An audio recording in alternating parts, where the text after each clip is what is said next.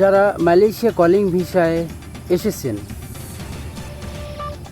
আসার পর কোম্পানি থেকে লারি হয়েছেন, অর্থাৎ কোম্পানি থেকে চলে গেছেন, তাহলে তাদের কি হবে, তাদের করণীয় কী থাকছে বিস্তারিত। আসসালামু আলাইকুম সম্মানিত দর্শক, আপনারা সবাই কেমন আছেন? আশা করি নিশ্চয়ই ভালো আছেন। আলহামদুলিল্লাহ, আমরাও ভালো আছি। আমি কামরুল, মালয়েশিয়া থেকে আপনাদের সঙ্গে আছি।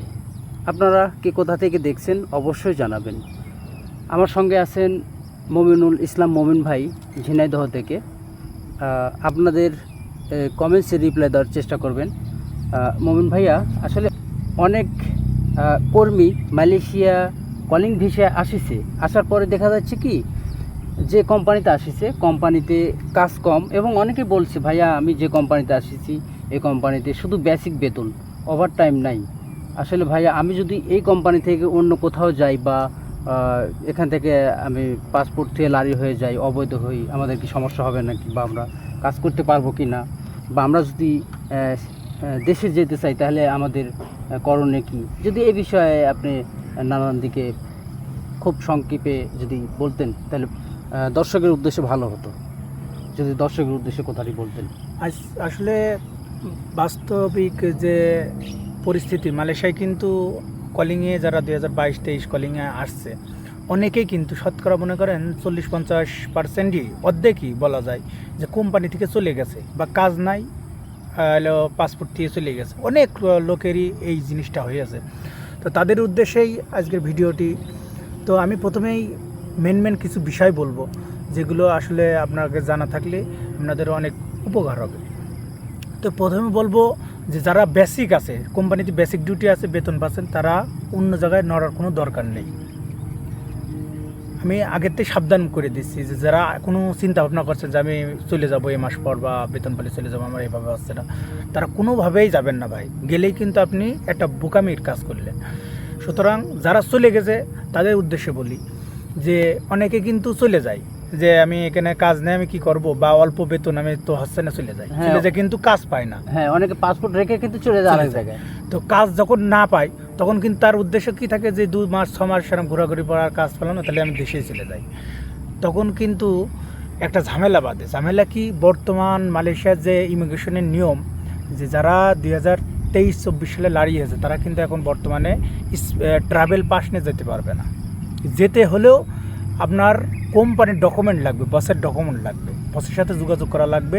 কী কারণে তুমি দেশে চলে যাবা, তখন কিন্তু তুমি ইচ্ছা মতো যেতে পারবা না যে আমি ইমিগ্রেশনে একটা ট্রাভেল পাস বা হলো দূতাবাসের সহায়তা নিয়ে আমি দেশে চলে যাব, সহজে পারা যাবে না। অনেক জটিলতা আছে ভাই। কোম্পানি যদি লারি কেস দিয়ে দেয় বা পলাতক, যে আমার কোম্পানির থেকে কর্মী পলিয়ে গেছে, এই লারি কেস দিলে কিন্তু 7 বছরের ভিতর কোনো জায়গায় ভিসাও লাগে না এবং আপনি দেশেও যেতে পারবেন। লারি কেস থাকে, এক কথা ব্ল্যাক লিস্টে তো দিবেই, কিন্তু সব কোম্পানি ভাই দেয় না। আসলে অনেক কোম্পানি দেখে যে আমার এখানে কাজ নেই, ওরা চলে গেলে কাজ করুক, সমস্যা নেই। কিন্তু যে কোম্পানি কাজ আছে বা নিয়ে আসে, তাদের লোক দরকার, কোম্পানি কিন্তু লোক দরকার বলে নিয়ে আসে। সুতরাং আপনি চলে গেলেন, কাজ ভালো লাগলো না বলে বা কষ্ট হচ্ছে বা কাজ কম, বেতন কম, সেক্ষেত্রে চলে গেলে কিন্তু লারি কেস দেবে। আর লারি কেস দিলে কমপক্ষে 5 বছর কোনো জায়গায় আপনার ভিসা লাগবে না, প্লাস আপনি দেশেও যেতে পারবেন না। ওই কেস আপনি যখন ইমিগ্রেশন ফিঙ্গার দেবেন তখন আপনার ধরা খেয়ে যাবে। সুতরাং কেউ পলাবেন না। এবং যারা পলিয়ে গেছেন, কষ্ট করে যদি কাজ নাও থাকে, কাজ খোঁজার চেষ্টা করুন ভাই। কারণ কি, আপনি যখন যাবেন ট্রাভেল পাস নিতে গেলে আপনার বলবে কোম্পানির বসের সুরত দরকার। কি করতে আপনি যাবেন, যে কোনো একটা তখন দেয়া লাগবে, সেটা বস অনুমোদন ছাড়া যেতে পারবেন না। সুতরাং কেউ যদি অল্প কাজ থাকে, তাহলেও আপনি বর্তমান মালয়েশিয়ার পরিস্থিতি খুব খারাপ, সুতরাং সেই কাজটি ধরে রাখুন। কেউ লারি হওয়ার চিন্তা ভাবনা করবে, তার কারণ অন্য কোথাও গেলে যে আপনি কাজ পাবেন এমন কোনো গ্যারান্টি নেই। আর মালয়েশিয়ায় কিন্তু অনেক দালাল আছে যে ভাই আসেন, 3000 টাকা বেতন হবে, 3500 বেতন হবে, আপনি 1500 রিঙ্গিত বেতন পাচ্ছেন, আমাদের এখানে আসেন, 300-400 টাকা দেন, আমরা ভালো কাজ দেবো। এগুলো কিন্তু দালাল প্রকৃত, এবং এদের খপ্পরে পড়বেন মানে কি, আপনার জীবন শেষ। টাকা যাবে, প্লাস আপনি কাজটা হারাবেন, প্লাস আপনার তখন একটা অনিশ্চিত জীবন হবে। কিন্তু মালয়েশিয়ায় কিন্তু বর্তমান একটা বিষয় আপনারা জানেন কি জানি না, যে 1 মার্চ থেকে শুরু করে 31শে ডিসেম্বর অবৈধ লোক দেশে পাঠানোর একটা প্রক্রিয়া চলছে। 31শে ডিসেম্বর 2024 সালে 31শে ডিসেম্বর শেষ তারিখ। এর ভিতরেই ট্রাভেল পাস নিয়ে অবৈধ লোক দেশে যাচ্ছে। সুতরাং এর ভিতর যারা চলে যাবে তারা কিন্তু অনেকটা লাকি, কারণ কি এরপর এদেশের সরকার কিন্তু কঠোর একটা নিয়ম করছে 2024 পরের থেকে 25 সালে এক কথায় অবৈধ লোক কিন্তু মালয়েশিয়া রাখবে না। খুব কঠোর জারি একটা নিয়ম করছে আনোয়ার ইব্রাহিম। সুতরাং আপনারা মালয়েশিয়ায় অনেক কঠোর অপরাধ অবৈধভাবে থাকবেন বা এই কোম্পানি থেকে আরেক কোম্পানি যাবে, কেন্দ্র কোন যাবেন, এই চিন্তা ভাবনা বাদ দিন ভাই। এর আগে সরকার ছিল, অন্য সরকার অনেক নিয়মকানুন ছিল।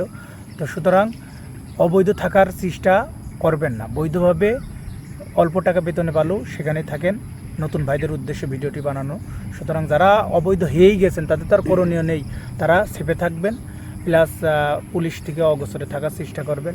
কারণ কি এই সালটায় একটু সুযোগ আছে দেশে যাওয়ার জন্য, কিন্তু যারা কলিংয়ে আছেন তারা কিন্তু এই সালে যেতে পারবে না, সহজে যেতে পারবে না। যেতে পারবেন না তা কিন্তু সহজে যেতে পারবেন না, অনেক ঝামেলা আছে। কোম্পানি লারি কেস দিলে আপনি যেতে পারবেন না, আর না দিলে বসে সহজে যেতে পারবেন।